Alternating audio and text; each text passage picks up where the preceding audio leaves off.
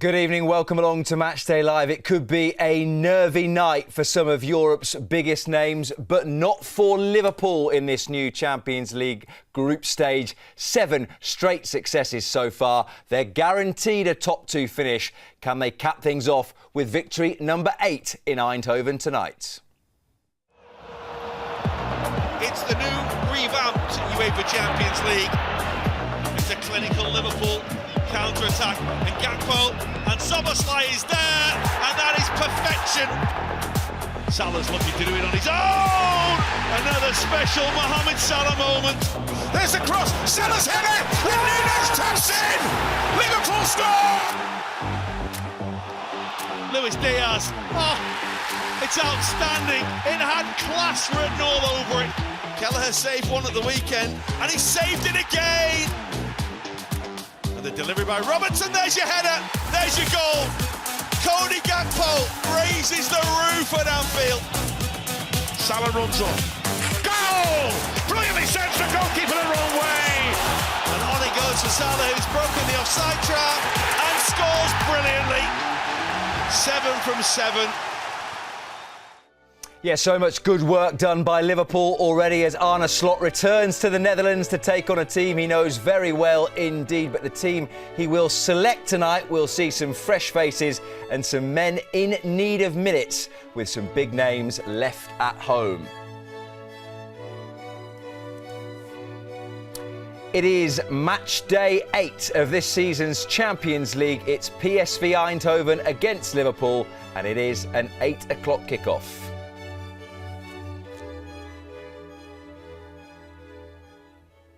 Yeah, good evening. Great to have you with us. Some significant figures getting some well-earned rest this evening, but not in the studio where Phil Thompson and Phil Babb have been put to work once again, and that's the way they like it. We'll get their thoughts in just a moment. But first, we will head to the Philips Stadion for the first time this evening and get the Liverpool team news from Mark Benstead.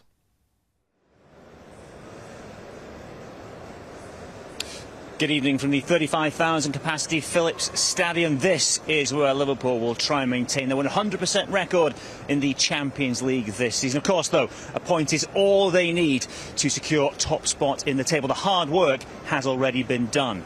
We've long debated throughout this tournament whether, if he got qualification for the knockout stages secured early, the manager would look to rest some of the big guns, and he's, well, certainly done that for tonight's clash. Amongst those left back on Merseyside, Alisson Becker, Virgil van Dijk, Mohamed Salah and Ryan Gravenberch. So the team for tonight shows 9 changes from the one that lined up against Ipswich at the weekend. And where they all play, well, that's something you guys can debate in the studio. There are a few questions to be answered. Kevin Kelleher will come in and play in goal. He started 3 Champions League games this season, kept 3 clean sheets along the way. Wataru Endo is in from the off. He started 4 games this season prior to tonight. Fede Chiesa makes just his second start in a Liverpool shirt. Cody Gakpo retains his place from the weekend and starts against the club where he made his name, of course. Harvey Elliott is in from the off. His last Champions League start came in October 2022, also in the Netherlands. That was away against Ajax. He scored on that occasion. Kostas Tsimikas is in this evening, as is Andy Robertson. He is the captain tonight. James McConnell makes his 12th appearance for the football club, the 3rd of this season. Jadon Danns makes his Champions League bow. He has played in Europe before. He came on as a sub against Atalanta last October.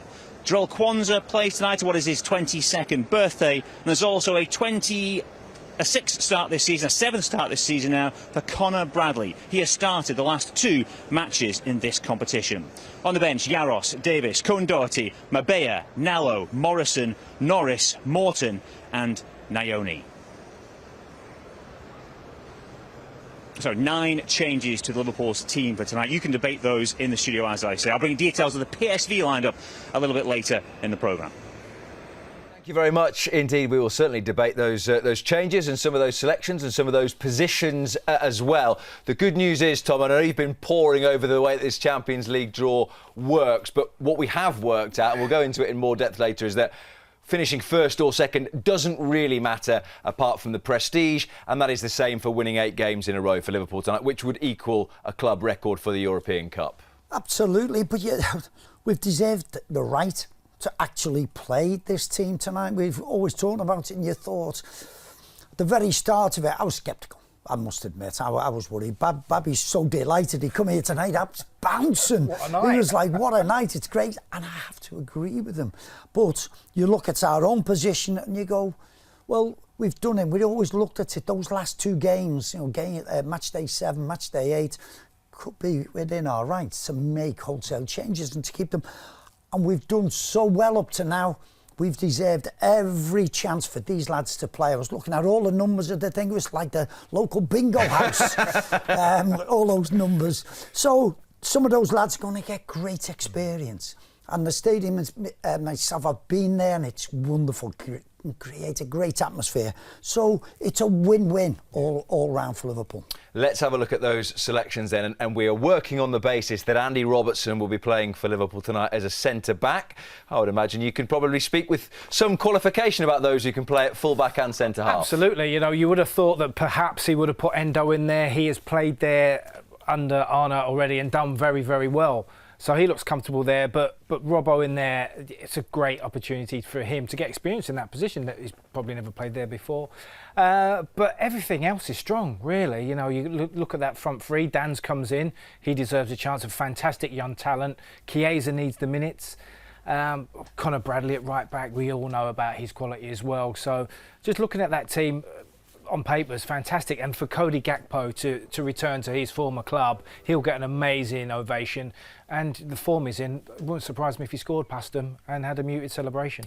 Do you see it as being harder for someone like Andy Robertson, who is a more natural fullback, than it was for you? Was it harder for you going the other way, shall we say, from playing centre half to sometimes playing as a fullback? I started off as a centre forward. Where did it all go wrong? Days when I was at Bradford, you didn't know that, Tom. Imagine what you could have won if you kept me there. Robbie Fowler must have been sweating in training back in the day. I was the hottest property in Division 3 once. So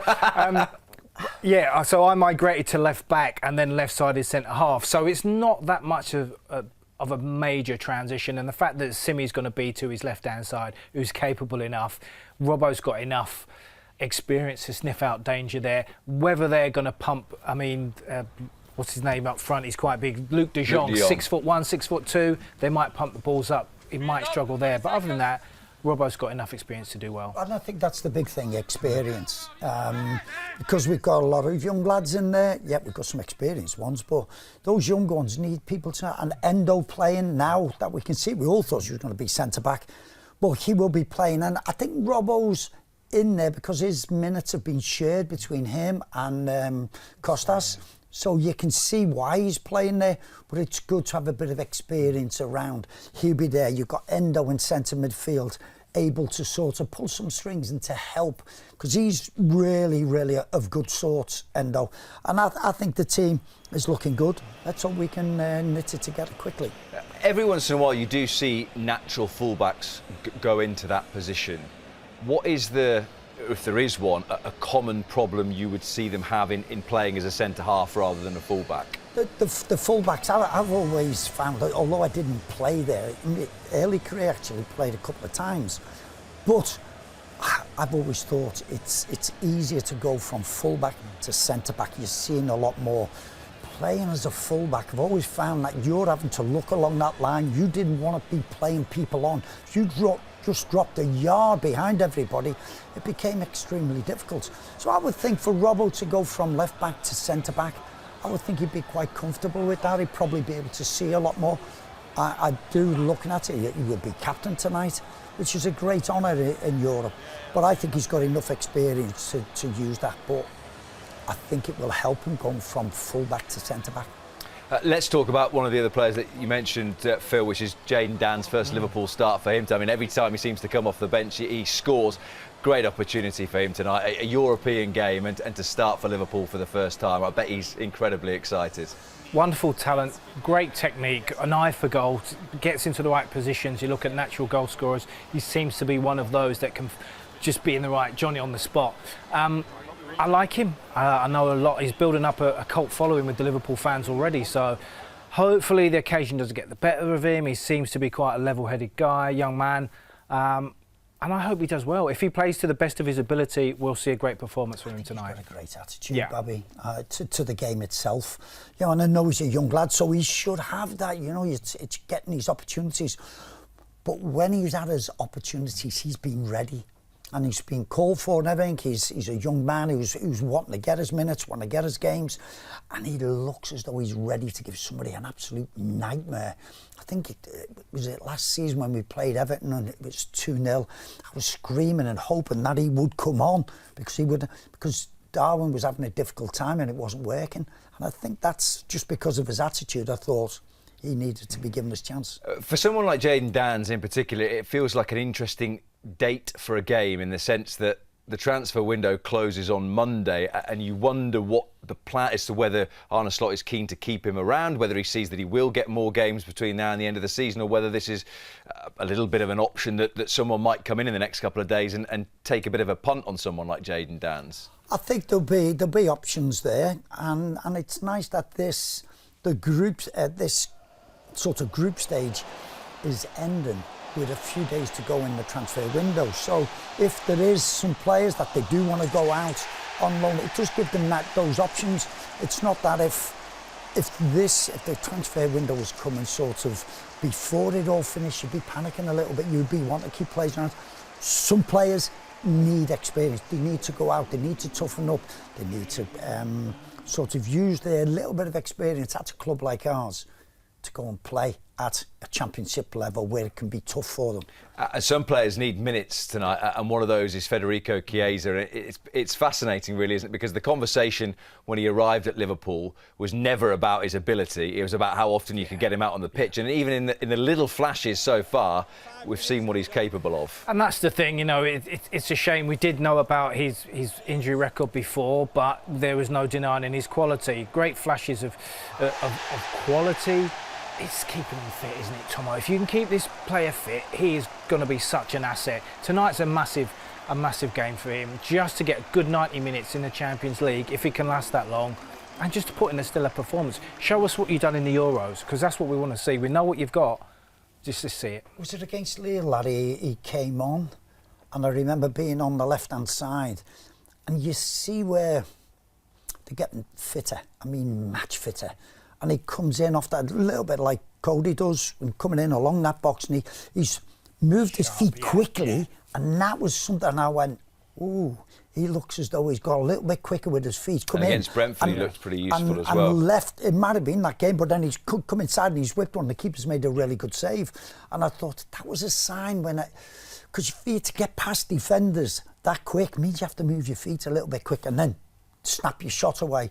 And I think he was looking like that. So it'd be nice to see him where he'll get a lot more minutes. When you're coming back from injuries and you have a bit of a reputation of being fractionally injury prone, do you sort of go through a process where the more games you play, the less there is something in your mind thinking about, I might break down again at any moment? Absolutely, and that's confidence. The minutes give you confidence. If you're being picked by Arne Slot in a team that's top of the Champions League, top of the Premier League, you're getting in there, getting game time, that starts to build your confidence back up. And that's it, the trust. Chiesa is an explosive player. As Tomo says, he shifts it fast and he's dynamite.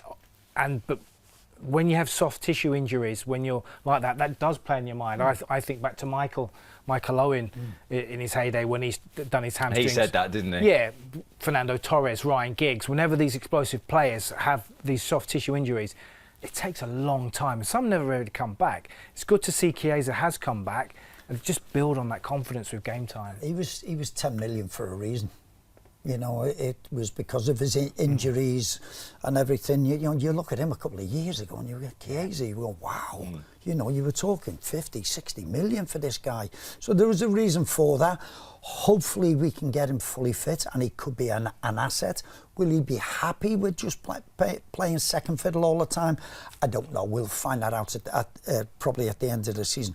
But he's a player. There's a player in there. And if we can get the most out of that between now and the end of the season, I think it's the right result. Yeah, looking forward to seeing him in just his second Liverpool start this evening for a game and a ground and a team that the head coach Arne Slot knows very well indeed. His fifth time as an opposition head coach at this stadium. 2 wins from 4 matches, both of those by a 4-0 scoreline. We take that again tonight.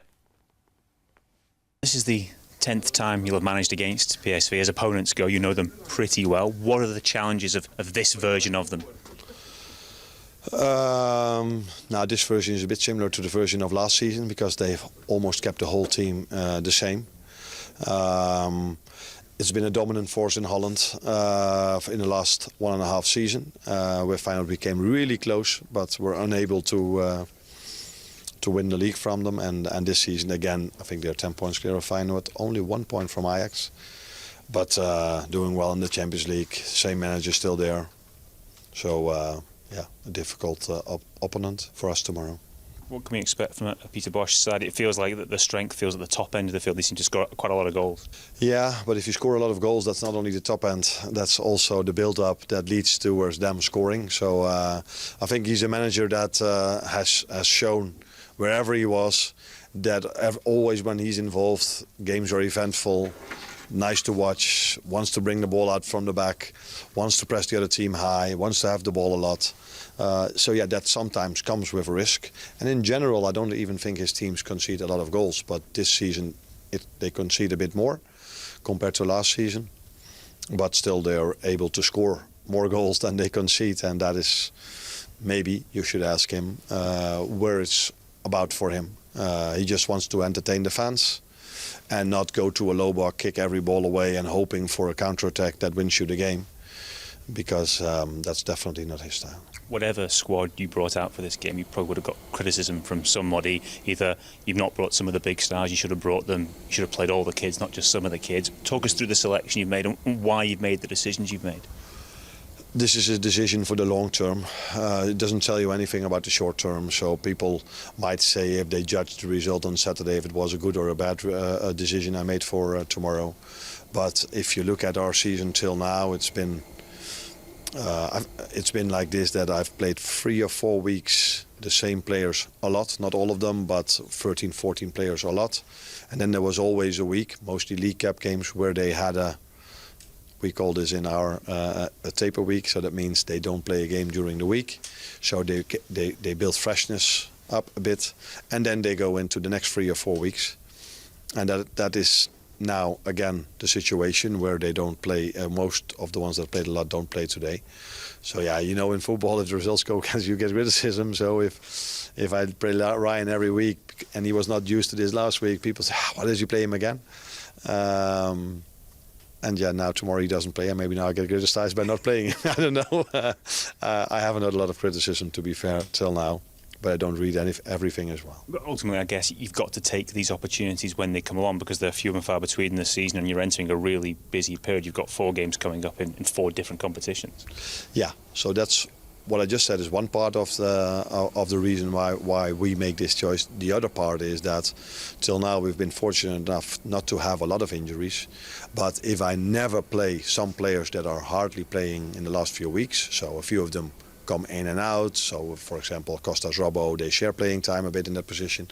But a player like Endo or Harvey Elliott haven't made many starts yet. So if we do get some injuries, I think they are better prepared if they play the game tomorrow for 90 minutes and maybe in the upcoming weeks a game again as well, for them to be better prepared if let's hope it doesn't happen, we do pick up 1 or 2 injuries in the end phase of the season. And I guess the same can be said for the academy boys. Maybe there's an academy player who'll get maybe 20 minutes or something, and that could be very valuable for them further down the line. That's true as well. But if you look at our lineup tomorrow, I think there will be one player that hasn't played for us that much or hardly anything at all.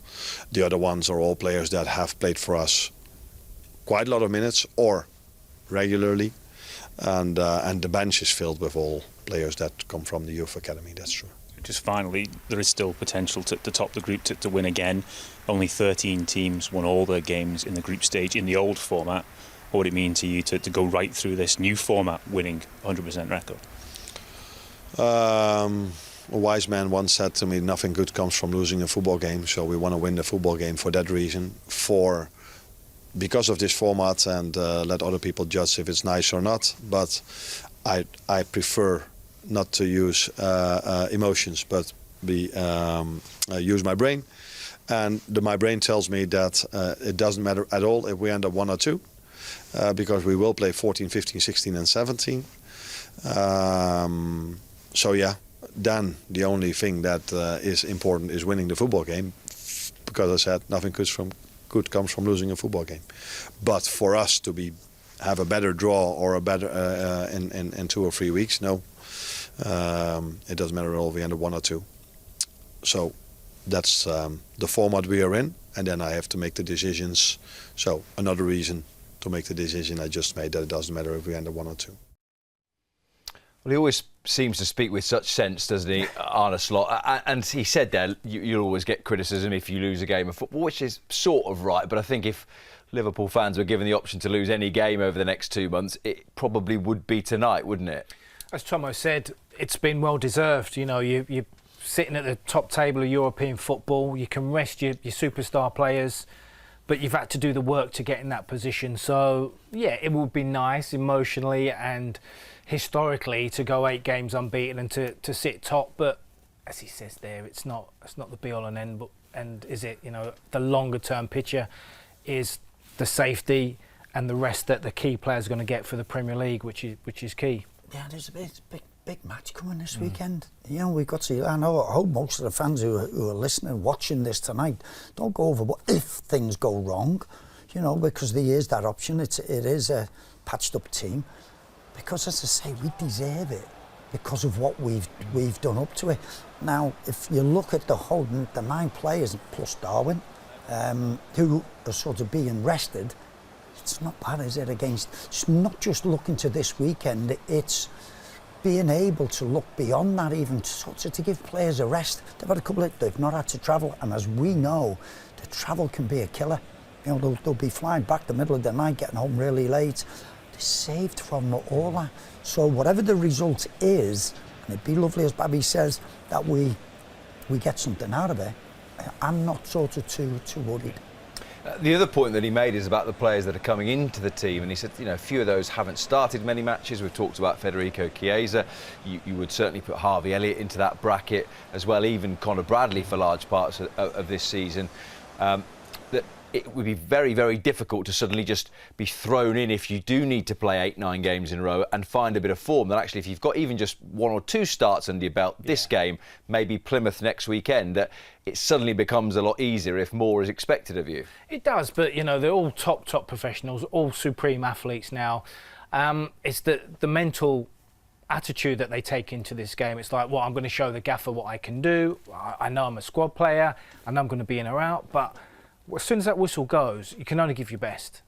Whenever you put on the red shirt, you always do your best, and they will. And no one in this squad has ever let us down. Not under Jurgen. We always got the best, kept egos happy, kept squad players happy, and Arne's doing the same as well. People that come off the bench are performing. We've seen that in the last couple of Premier League games, late goals from squad players or players with limited minutes. So everyone is doing their part, and that's what you want in the squad game, which is the modern football. When you've got players who haven't featured too much, is it a lot easier to manage them when you win most weeks? Yes, without a doubt. It's really nice. I suppose there's a lot of players out there who are sort of frustrated. Darwin about his mentality, certainly, because he's not let us down. Whenever he's come on, you'll be thinking, why am I sort of getting the game? Because when he has come on, he's impacted the game. And it is so important. You're not just a sub. You're there for a reason and to change a game if you can. And most of our substitutes, but when you're winning and you're doing well, to come on there and sort of make that impact is great. You've seen the team doing so well. Yes, you want to play there and you want to be more regular. This team's top of the league, top of the Champions League for a reason. And for you to get yourself in there, be ready. When you get the call, you are ready. Mentally and physically, you are ready to do your bit.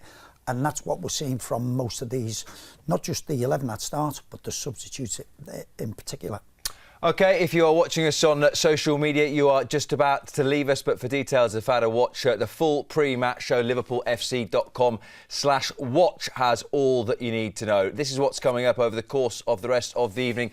Still hear from Cody Gakpo up against his former club between now and an 8 o'clock kickoff, which you'll be able to hear in full with Steve Hunter and Jay Spearing, and then plenty of analysis after the game. And of course, we'll run through who has made it and who has not in the post-match show tonight. You will be able to also hear that post-match show as a podcast, wherever you get your podcasts from. If you've not subscribed already, please do so. And then the full match is available on LFC TV from midnight tonight. Well, Liverpool have had a pretty good recent record against Dutch opposition. Not, in fact, since the first ever meeting against the side from the Netherlands have Liverpool lost. Can they keep that 17-game unbeaten run going in Eindhoven tonight? We will focus on Liverpool's opponents in just a couple of minutes' time.